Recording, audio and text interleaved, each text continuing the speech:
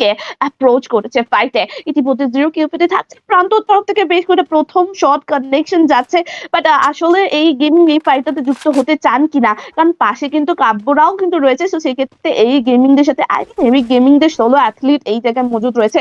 তো একমুখী সংঘর্ষ না ত্রিমুখী চতুর্মুখী সংঘর্ষ দেখার জন্য আমার মনে হয় অডিয়েন্সকে ফিটের বেল্টে বেঁধে ফেলতে হবে। ইতিমধ্যে এই গেমিং শুভ নজর যাচ্ছে এভরিবডি শট। এই কিলফিটটি হয়তো তার কাছে না গিয়ে প্রান্ত আর মেহেদি তারা কিন্তু একটা টেক ডাউন নিয়ে ফেলেছে। যুক্ত করছে 2টা টেক ডাউন অপোজিট সাইডে। গৌরবের একটা ভালো AK-47 এর অ্যাটাক শুভকে আবারও কিন্তু পুনর্জীবনটিকে দিয়েছেন। প্রান্ত হাতে থাকছে প্যারাফল কিছুটা এয়ার রাইফেলের বুলেট গুলোকে শুভ ওয়ালগুলোকে রেস্কিউটা ভেঙে চূর্ণ বিচূর্ণ করার চেষ্টা।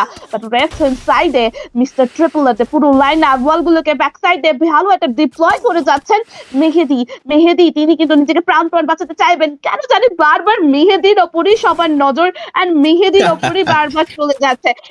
আই ডোন্ট নো মেহেদিকে সবাই কেন আগে ঘেরাওটি করছেন। আসলে মেহেদিকে কি আগে মারতে হবে বলে ঠিক করে রেখেছেন কি জানি না। বাংলাদেশ টপ ওয়ান ইতিমধ্যে কিন্তু আবরার ওপরে কিন্তু একদম উঠে বসে রয়েছেন আমাদের ট্রিপল আরদের তরফ থেকে। বাট বাংলাদেশ টপ ওয়ান এবার কিন্তু ছড়িয়ে ছিটিয়ে অবস্থাতে যাচ্ছে। আবরারকে টেক ডাউন এটাই কিন্তু আশা করছিলাম। এন্ড রাসেল বাঁচাতে গিয়ে কি মরবেন নাকি? বাট ফুল দ্রুত গতিতে তিনি কিন্তু রেস্কিউ করেছেন। ওয়াল থেকে আবার রিপ্লাই করেছে। ও বডি শট প্রান্ত আজকে কাজের কাজটি করেছেন আজকে দাদা আমাদের।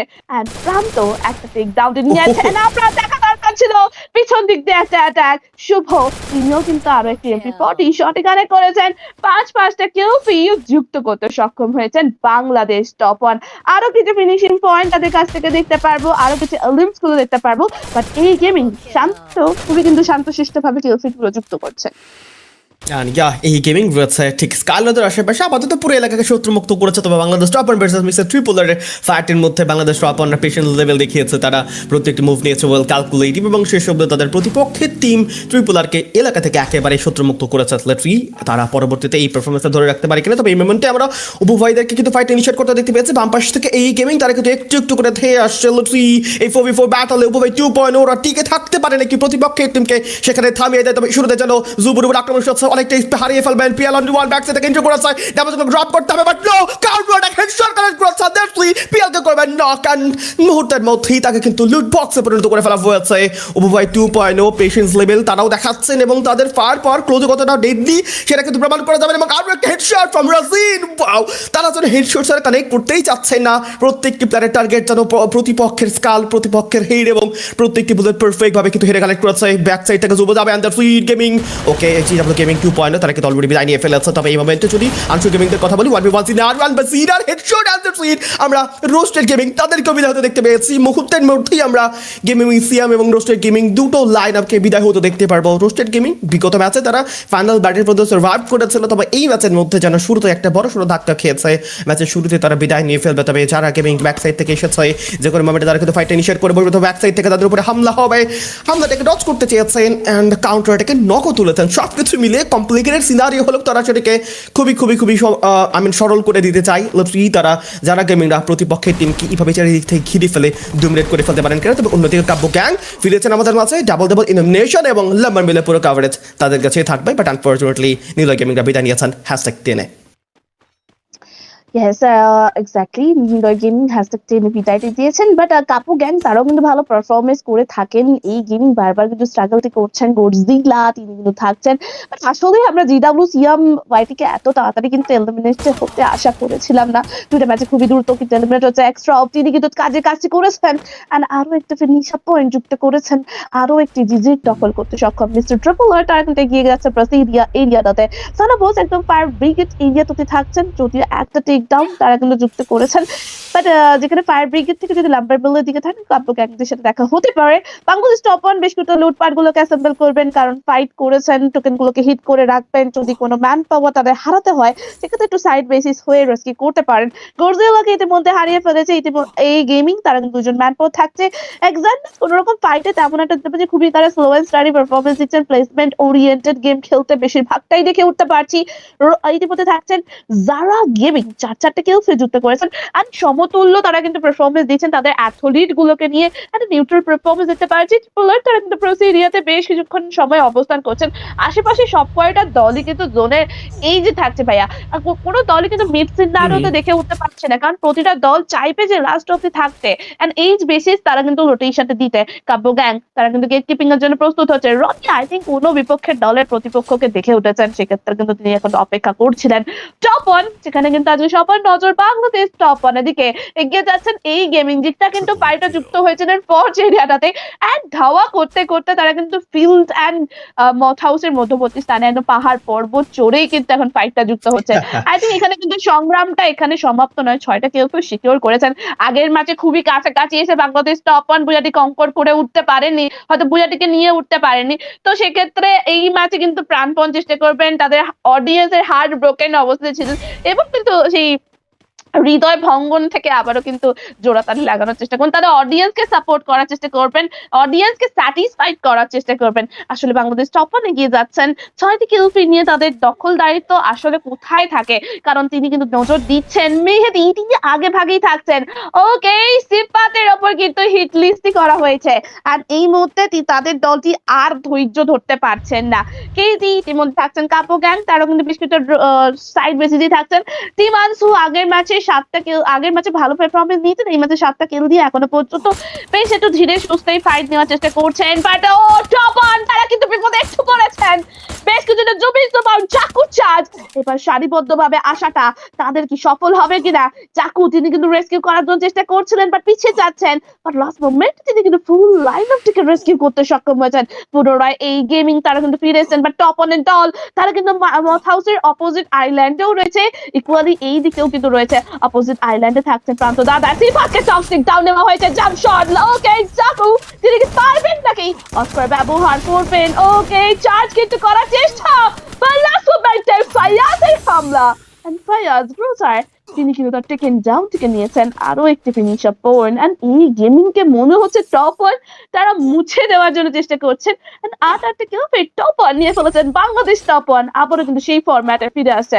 আই থিঙ্ক 9 সাদা বস তারা বাই বাই ইতিমধ্যে কিন্তু শাট ডাউন হয়েছেন। অতিবাহিত করেছি ম্যাপের 8 মিনিট 40 সেকেন্ড, যেখানে কিন্তু বেশ কিছু সময় অতিবাহিত করলেও প্রতিটা দল কিন্তু এবার জোনের ভিতর ঢুকতে হবে।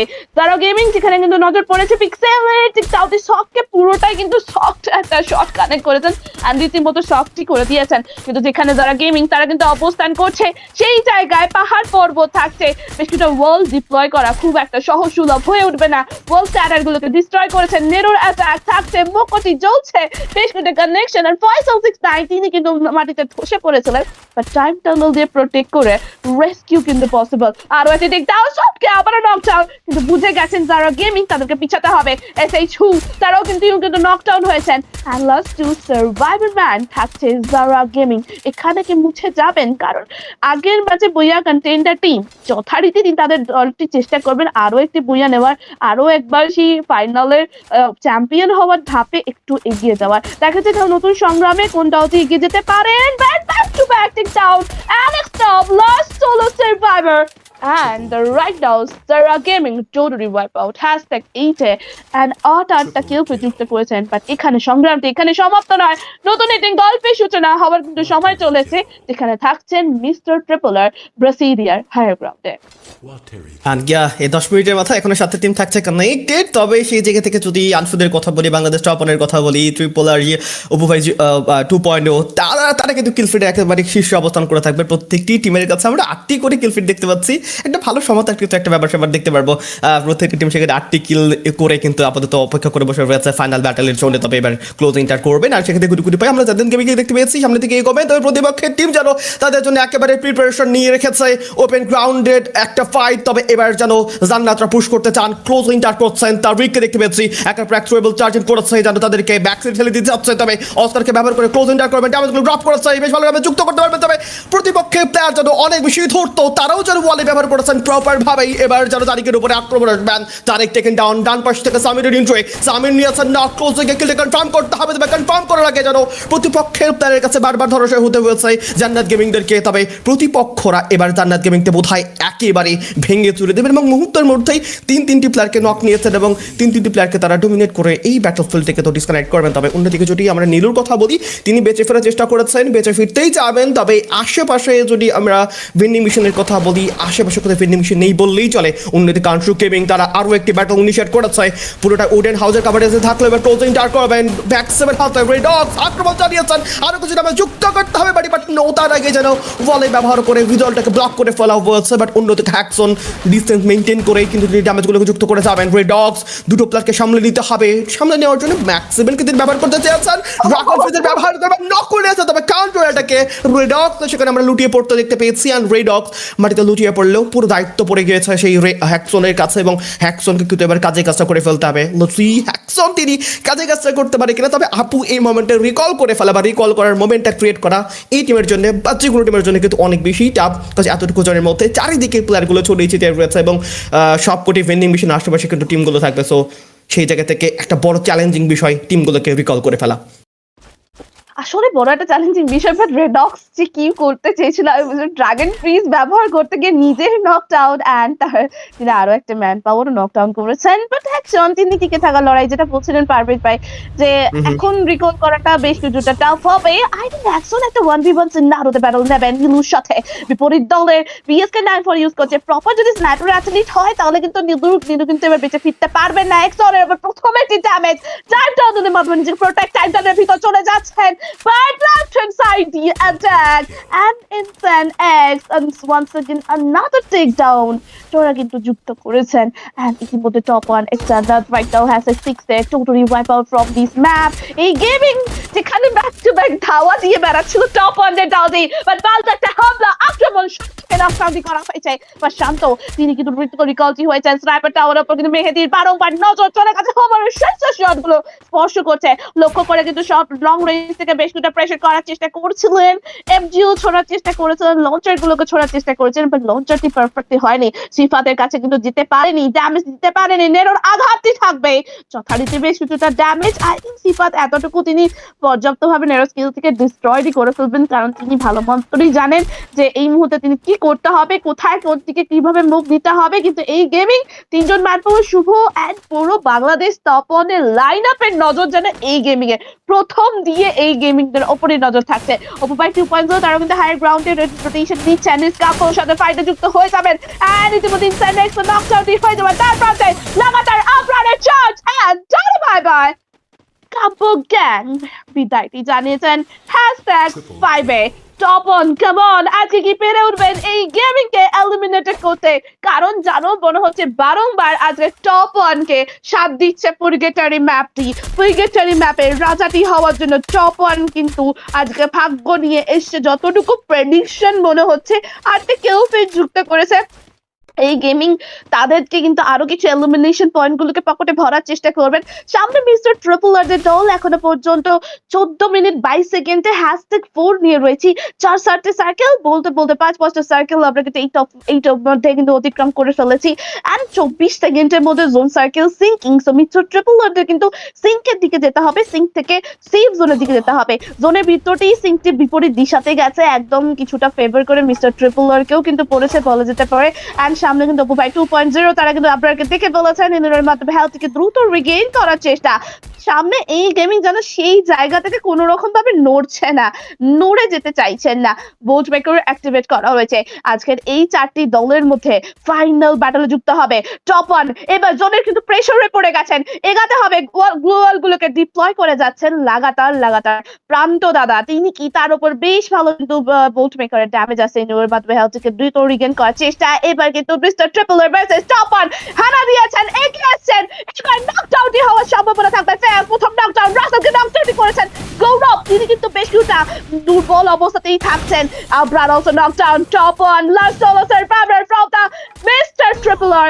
টপ ওয়ান পারবেন নাকি ফুল লাইন আপ থেকে Mehedi and fire the last two survivor man প্রান্তকে রিকল প্রসেস থেকে নিয়েছেন, রেস্কিউ করেছেন এই মুহূর্তে জিডব্লিউ 2.0 অপু ভাই। অ্যান্ড জানেন আমাদের এই গেমিং কোন জায়গায় পর্যাপ্তভাবে হামলাতে দিতে হয়। এই গেমিং দুজন ম্যান পাওয়ার হারিয়েছেন, ওয়ান ম্যান আর্মি শান্ত একমাত্র solo survivor, but top one তিনজন লাইন আপ এখনো বেঁচে রয়েছেন। ফাইভের ওপর কিন্তু অ্যাটাক ড্রাগন ফ্রিজার ব্যবহার অ্যান্ড টানা বাই বাই মিস্টার ট্রিপল আর হ্যাশট্যাগ 4-এ বেঁচে থাকছেন। Top one once again another takedown goes to top one Mehedi, but দূর থেকে ড্যামেজ ফায়াজকে রেস্কিউ করবেন। ইতিমধ্যে রেস্কিউ করেছেন 2v3 4v3 সিনারোতে ব্যাটল টাইটানের ভিতর দিয়ে যাওয়ার চেষ্টা, অস্কার একটি ধাক্কা, এবার কিন্তু প্রান্তের উপর চাষটি করা হচ্ছে। মেহেদির কাভার ফায়ার খুব দরকার, ফয়সাল নকডাউন অ্যান্ড জবুজুপুর উপর কিন্তু বেশ কিছুটা প্রেশার রেট করা হয়েছে। ইতিমধ্যে টপ ওয়ানদের সোলো সার্ভাইভার আবারও হেরে যেতে হয়েছে ফায়ারকে, and once again another victory goes to team JW Apu ভাই 2.0। টপ ওয়ান আবারও সেই বুইয়ার খুবই কাছে গিয়ে ভাগ্যের পরিহাসে মৃত্যু হতে হলো, অ্যান্ড ইতিমধ্যে টপ ওয়ান এলিমিনেটেড অ্যান্ড ইতিমধ্যে বিদায় জানিয়েছে। Top one